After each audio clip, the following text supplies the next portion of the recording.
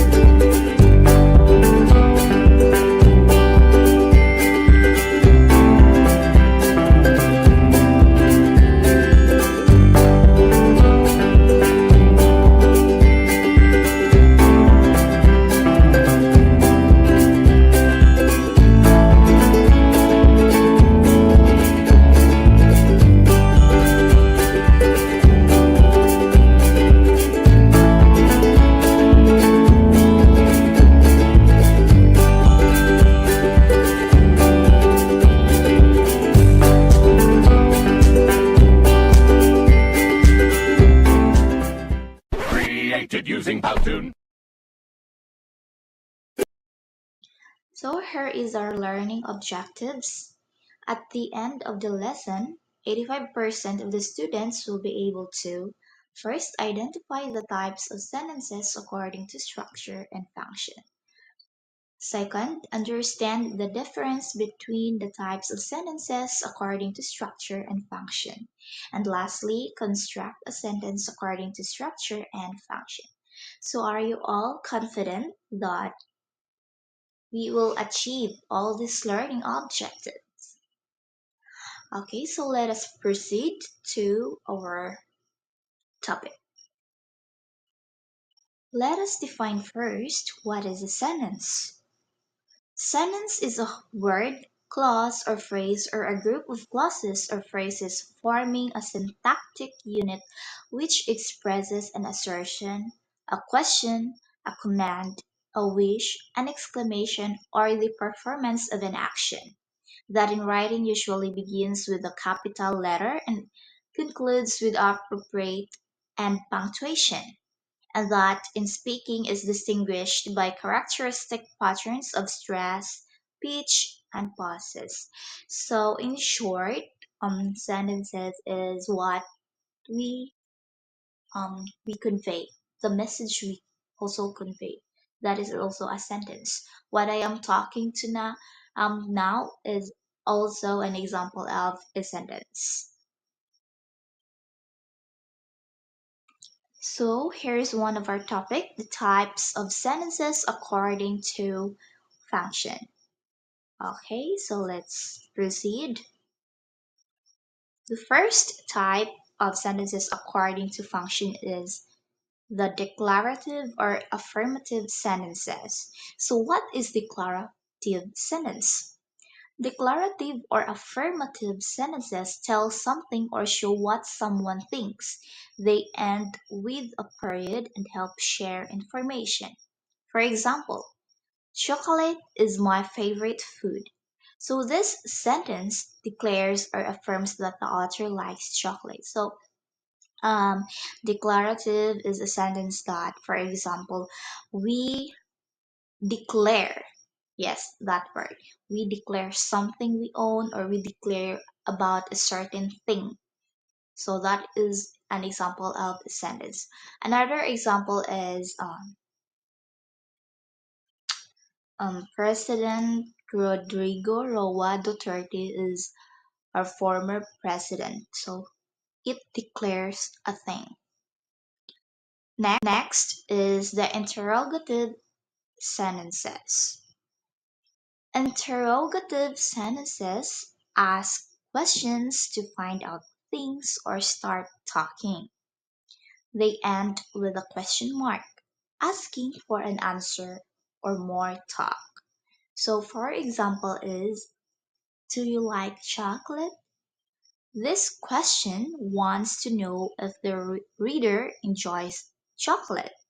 So, shall we say interrogative is asking questions. So it usually ends with a question marks. Yes, indeed, a question marks because it's asking a question. So that is why we call it an interrogative sentence. So can you give me another example of an interrogative sentence? Yes, another example is mm, what day is today? You get my point that interrogative sentence is asking question.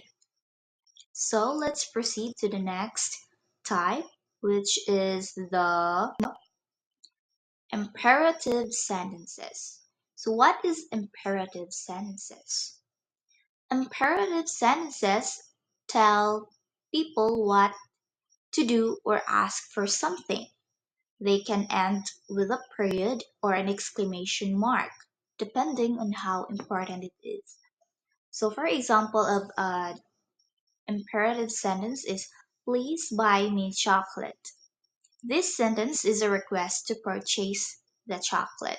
So if we say interrogative, it is asking a question. But if we say imperative, it is a form of request. You request about something. Like the example here, please buy me chocolate. You can also say, kindly open the door like that. So it is an imperative sentence. It simply shows a request about something.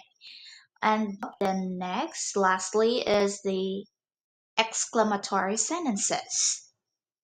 Exclamatory sentences show strong feelings like excitement or happiness. They end, excuse me, I mean, they end with an exclamation mark to show these feelings. So, in short, exclamatory sentences is how it is a sentence, how you express your feelings in a strong way. For example, I love chocolate, like that. You see the punctuation, the exclamation mark they use to show or express the strong feelings you felt. So, in this example, the sentence expresses strong emotions about the author's love for chocolate.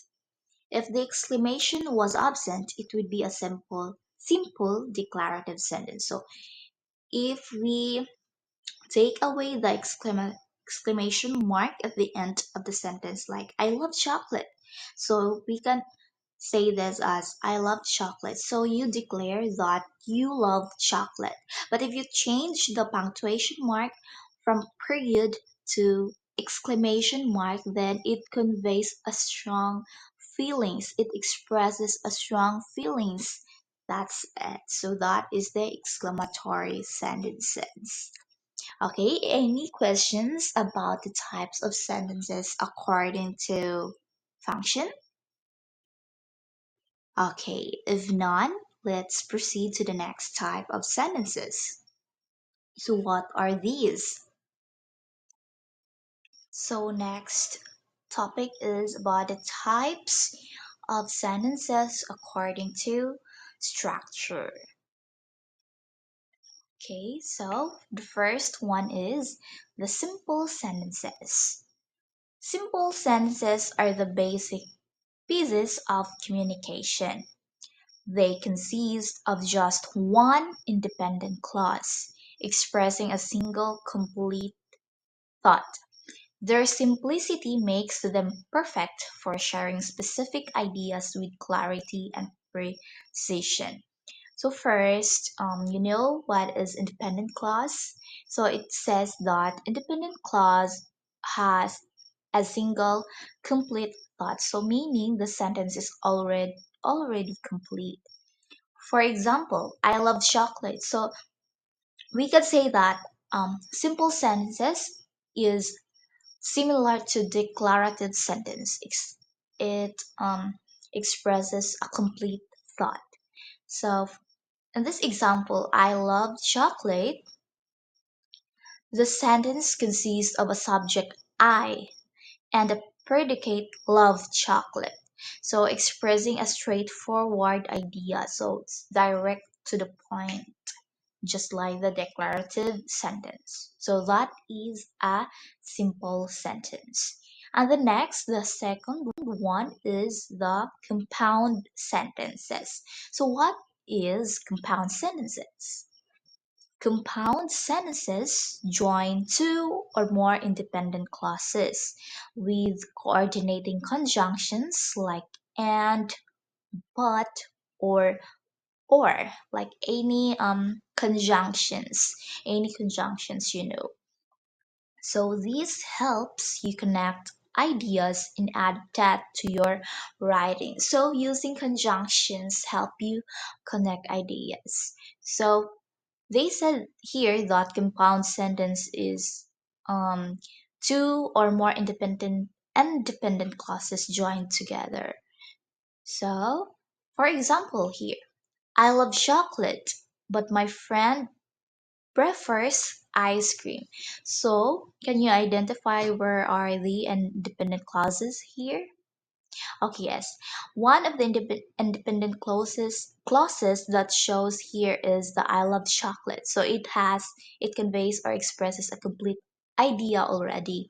The next one is my friend prefers ice cream. So it is also a complete thought, which is we call this an independent clause. So it is joined by a conjunctions but to form a compound sentence. So it became a I love chocolate, but my friend prefers ice cream. So here it is already a compound sentences because of the conjunction.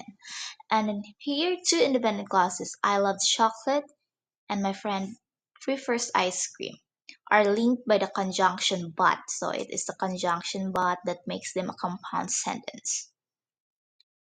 And then the next one is complex sentences. So what is complex sentences? Complex sentences add more depth by combining a main idea or the independent clause with one or more supporting ideas, the dependent clause. So we have here a dependent clause. These supporting ideas need the main one to make sense, allowing you to show connections between different thoughts in a detailed way. So here, independent clause we have also here dependent clause. If independent clause expresses a complete thought, the dependent clause is the opposite of the independent clause. So it doesn't expresses a complete thought. It is incomplete. So the purpose of the dependent clause to the independent clause, um, the supporting ideas need the main one to make sense. So the dependent clause made the independent clause to make sense, right? So it allows you to show connection between two different thoughts. For example, although I love chocolate, I decided to order ice cream tonight. In this sentence, the dependent clause, although I love chocolate, give context for the independent clause. I decided to order ice cream tonight, illustrating a decision influenced by a contrasting preference. So it contrasts because as the first sentence, he or she declares that she loves chocolate, but instead of chocolate, she decided to order an ice cream. So it is an opposing sentence, but they are also joined by like conjunctions, I think.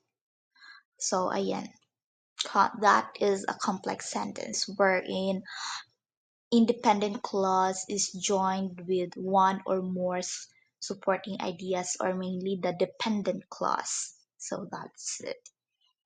And lastly, the compound complex sentences. Compound complex sentences mix the traits of compound and complex sentences, including both independent and dependent clauses. This type of sentence lets you pack lots of ideas and connections into just one sentences. For example, while I love chocolate, my friend prefers ice cream, so we often compromise and order both. Here, there are two main parts: the I love chocolate and my friend prefers ice cream, joined by the word while. Then the clause so we often compromise and order both provides additional context to how the situation is handled. So, in the compound complex sentences, there are two independent clauses joined together and also added another sentence to provide additional context with the whole statement. So that's any question about these types of sentences. If none, let's proceed to the next slide. Okay, for the conclusion, today we learned about the different types of sentences according to its structure and function, and how are these sentences being used. The classifications of sentences into structural and functional types enhances our understanding of language. By recognizing these categories, we can improve our writing and speaking skills, making our communication effective and engaging. So, if we know how to construct our own sentence, then we are an effective speaker or a writer. So, that's it. For your assessment activities, we have here activity 1. Identify into what type of sentences are given. So, number 1, what time does the meeting starts? Number 2, although it was raining, we decided to go for a walk. Number 3, the dog barks. Number 4, Dr. Jose Rizal is our national hero. Number 5, although it was raining, we decided to go for a walk and took our umbrella with us. Number 6, kindly submit your assignments. Number 7, what a beautiful day it is. Number 8, I wanted to go for a way, but it started to rain. Excuse me, it is not a way for a walk. And that's it. You will simply identify what types of sentences according to structure and function. That's it. If it is whether it is a declarative, interrogative, complex, simple sentences, and etc. And the next activity, the activity 2, construct your own sentence. The instructions: construct your own sentences according to structure and function. So construct at least 10 sentences. That's it, 10 sentences with the use of different types of sentences. It's up to you whatever it is. And next here is our reference about our topic. And lastly, thank you.